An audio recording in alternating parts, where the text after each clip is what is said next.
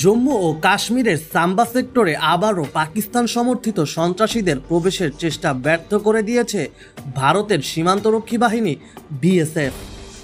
এমনটাই দাবি করছে ভারতের বিখ্যাত সংবাদ মাধ্যম এনডিটিভি।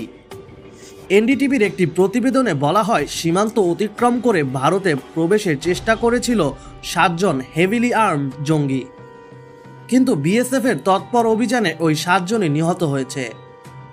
এনডিটিভির প্রতিবেদনে আরও বলা হয়, এই জঙ্গিরা পাকিস্তান রেঞ্জার্সের সহায়তায় ভারতে অনুপ্রবেশের চেষ্টা করেছিল।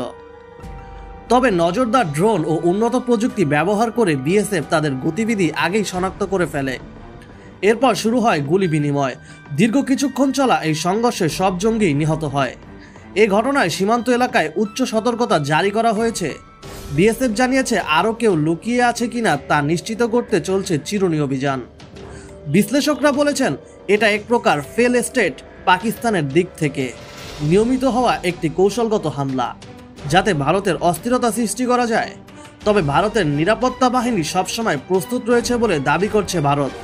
এদিকে এই বিষয় নিয়ে পাকিস্তান এখনও কিছু বলেনি।